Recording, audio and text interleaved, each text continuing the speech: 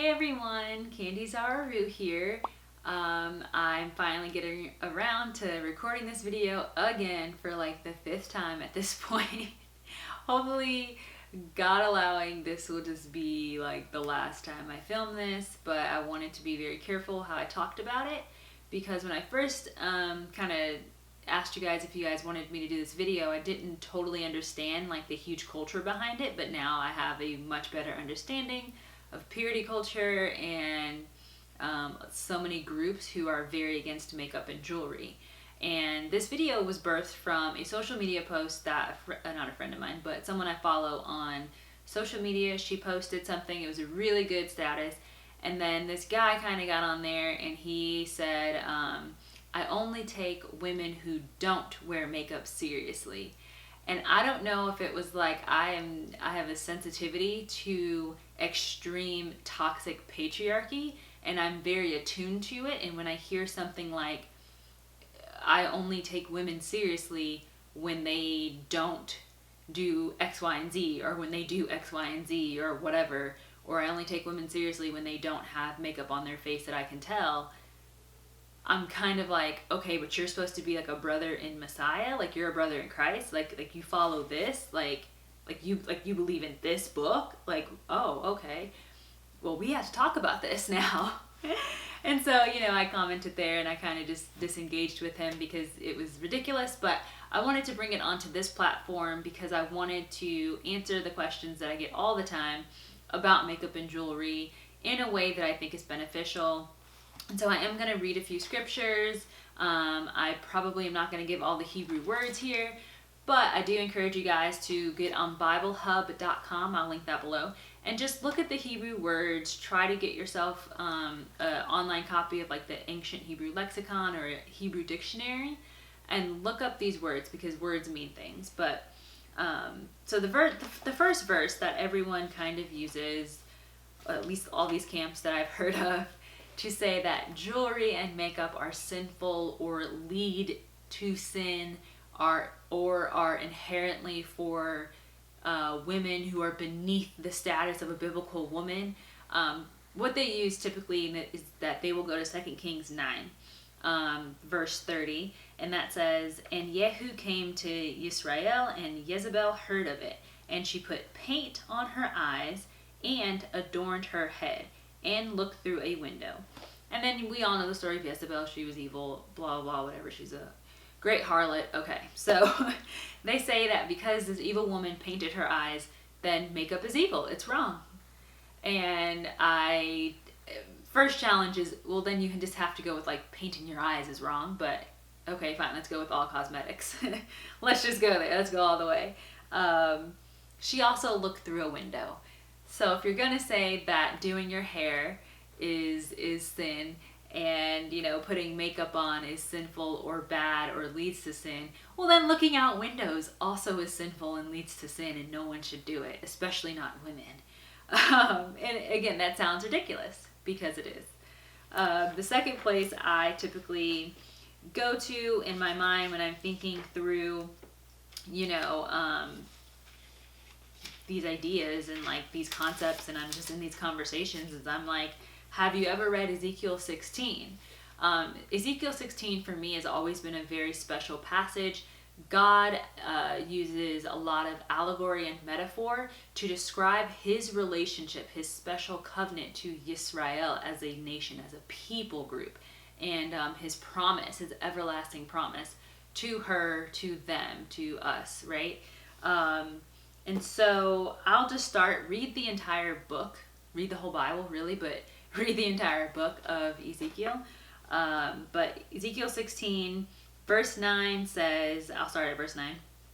And I washed you in water, and I washed off your blood, and I anointed you with oil, and I dressed you in embroidered work, and gave you sandals of leather, and I wrapped you in fine linen, and covered you with silk, and I adorned you with ornaments, and I put bracelets on your wrists, and a chain on your neck, and I put a ring in your nose, and earrings in your ears, and a crown of adorning on your head.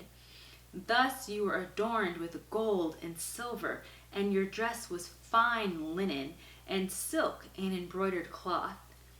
You ate fine flour and honey and oil, and you were exceedingly beautiful and became fit for royalty. And your name went out among the nations because of your loveliness, for it was perfect. By my splendor, which I put on you, declares the Master Yod-Heh-Vav-Heh. But you trusted in your own loveliness and whored because of your name, and poured out your horns on everyone passing by who would have it. And it goes on. And it talks about what they did with all of these beautiful things that God gave them and adorned them with. So we see that adorning in and of itself is not bad, it's not sinful, it's not wrong. If it was, God wouldn't do it to Israel, and he wouldn't use the allegory of it. He just wouldn't. Like, it doesn't, I mean, logic, right? Okay. So God talks about how he gave really nice, expensive, like the best of the best clothing,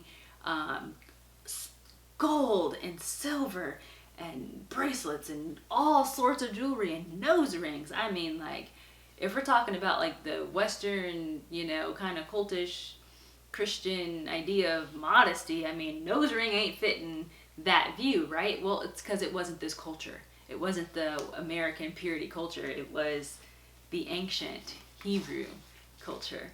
It was God's culture, but that's another topic. And so I love that passage, because typically people who grew up in those cultures never read this passage, and if they do, they completely they kind of just read over it, right? And I think if you focus on each thing God says he gave Yisrael for a good purpose, and then you see that they took something good and did bad with it, you logically will not end up with, I can't have those things either, because inevitably I will just do the same thing. If that's how you want to think about that and you want to guard yourself, that's fine. I think that's perfectly permissible within Scripture. What you cannot do is teach that to other people as sin, or put that conviction on someone else. And I would argue not even on your children. I think that is so dangerous and so wrong, and just awful to put off your own convictions on children when it's not in Scripture, and it's not there, but you feel like you personally need that safeguard, right? But again, another topic. I want to stay on topic. Another place I go just for the sake of going there is Proverbs 1. Proverbs 1 is very clear to me, I guess, that these ornaments are not bad. Jewelry is not bad. And then I'll deal with makeup in a minute. So Proverbs 1, verse 9. I'll read verse 8 first and then verse 9. It says, "My son, heed the discipline of your father, and do not forsake the Torah of your mother. For they are a fair wreath on your head and chains about your neck." Other translations, they call it a wreath on your head, a fine wreath on your head, and an ornament around your neck. Fine jewels on your neck. So again, jewelry is what we're talking about here. God uses in his word jewelry as an example of what his own word and Torah and law and instruction is. Is jewelry bad? No. So, hopefully you guys can start seeing these things. Queen Esther, she became the queen of Persia. The queens obviously wore makeup. They also used perfume. 90% positive she had makeup on. So, if you're not going to take women seriously, if they wear makeup, you can get rid of Esther. You can close your entire Bible past that point, because everybody would have been dead and gone without her, okay? And her makeup on her face, that you're not going to take her seriously. Moving on. And then the New Testament verses that people use are 1 Timothy 2, verse 9, and that just says, "Likewise, that women dress themselves becomingly with decency and sensibleness, not with braided hair or gold or pearls or costly garments, but with good works, which is becoming for women undertaking worship of Elohim." Is that verse nullifying Ezekiel 16? Is that verse nullifying all the times God said, I dressed you with fine clothing.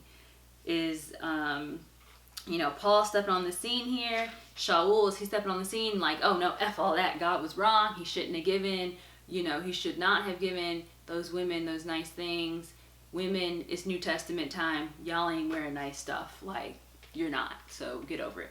No, that's not what he's saying. He's saying don't find your everlasting, eternal, don't put your trust in your beauty, in this external adornment, in this external beautification. Don't find your beauty there. You can wear those things, that's fine, but know that that's not where your beauty comes from. Know that you are so much finer in your natural state, and when your natural state in your heart is pure before God, you are so much, more sexy that way. That's what he's saying. And I think, again, it's clear if you read it in context. The last verse is 1 Peter 3, verse 3, and that just says, your adornment should not be outward, arranging the hair, wearing gold, or putting on dresses, but the hidden man of the heart with the incorruptible ornament of a meek and peaceable spirit, which is of great value before Elohim. Again, it's basically an echoing of what Shaul was saying, but here it makes it even more clear that they're not saying you can't wear gold or put on a dress or arrange your hair, but that your adorning, your incorruptible adorning, again, should not be in those things. And that just echoes Ezekiel 16. It's literally almost exactly what God said in one verse. Ezekiel 16 is like 30 verses, right? Like, it's a cycle. Scripture is cyclical. If you see something come straight up out of nowhere in Scripture, I would challenge you and charge you not to make that a law for yourself, and not to make that like a doctrine for everybody else. You know what I mean? Like, know that it needs to connect to something else. In Scripture, you're not going to see just the whole game switch up on you. That's not how the Bible and God within His Word works. I also wanted to just mention like a verse to me that I go back to whenever I hear women, especially, talking about other women. Typically, I'm sorry, you see women who wear light makeup or don't wear makeup talking about why they don't do it, and you almost hear this sense of like, and I'm more mature, and I grew more in my faith, and I humbled myself more because I took off the makeup, and I have kept it off, guys. So yay me, pat on my back. And then they impute their own reasons for why they're wearing makeup. So they say, I hated my skin, I didn't like the way I looked, I felt like I wanted to be sexy, I wanted to seduce people, so that's why I put makeup on. Therefore, that's why these other women are doing it too. They're just not self-aware enough to know. And I think that it's total crap, and I think it's dangerous, and I think it totally tears down sisterhood to do that. I get where they're coming from, and I think that a lot of what they say is true, but I also think that there needs to be the caution there. To pay attention to John 7:24, it says, do not judge by appearance, but with right judgment. And so we don't need to look at sisters who wear makeup or don't wear makeup and then try to like, you don't wear makeup because you think you're better than me. That may not be the reason at all. Sis maybe wants to wear makeup but can't find her shade. Maybe that's the reason, Or, you wear makeup so you must be insecure and not mature in your faith. That's probably not the case, you know what I mean? Or like, maybe it is, you don't know, ask the question. And I wanted to, I could ask, well, why do you wear makeup? Why do you wear jewelry? Why do you wear wigs, etc.? I don't know if I've stated this before in a video, but I wear makeup and jewelry because for me, it's a barrier. I'm not trying to be like cocky or whatever. I don't think I'm like the finest thing walking, like, at all. But I do think I'm beautiful. And my husband has said this, and I think most men believe this, that most women, most people, I think women agree, most people find women who are just natural, in their natural state, the most beautiful. Like, I'm not trying to put thoughts in your head, but you know what I'm saying? Like a woman straight out the shower, hair wet, you know what I'm saying? Like, no makeup on. Most men, most husbands are like, dang girl, you fine, you sexy, like, and you're natural. That's what I like. Come here. And so if that's, the state that your husband finds you the hottest in, and you would never go outside butt booty naked. You know, we all put clothes on, maybe some of us less than others, but we all cover ourselves with clothes. Then why is that same thing not applied to our face? You know what I mean? Like, some people do put a cloth on their face, you know what I'm saying? Like, straight up. I don't choose to do that, but for me, I do put some makeup on. And it's not because I think I need help or I look dead without it. It's because I want that barrier there, and I like knowing that my husband sees the full, raw, natural me, and for him, and I think it's like the most beautiful version of me. And that's why I wear wigs. The same thing. It's a barrier. You're not going to see my naturally beautiful, hot hair. You know what I mean? Like, maybe you will, but I'm going to control that. And so maybe that is why sisters are wearing makeup and wigs and veils and, you know, whatever else. Maybe it's not because we're all just insecure, immature people. Like, you know what I mean? I don't know. And on the subject of jewelry, I think it's beautiful. I think, again, where I come from, where I'm coming from here is that these things are good. And as long as we are adorning ourselves for pure reasons, not for, you know, putting our trust in our own loveliness, then I don't see the problem. But that's something that each woman and each man has to work out with themselves and God, not everybody else, you know, trying to control. And so, yeah, that is my spiel. I really hope this helps women get out of some toxic, patriarchal, toxic masculinity, just misogynistic communities. And it's not sin to take care of yourself and use fragrance deodorant. It's not sin to put some blush on. It's not sin to wear eyeliner. It's not sin to put a mask on your face. Self-care, and however that looks for you, is not sin unless you are doing it for sinful reasons. So that's all. Hopefully you guys like this video. Like, comment. I want to hear what you guys have to say. So like, comment, subscribe, share with friends. And until next time, God allowing, bye everyone.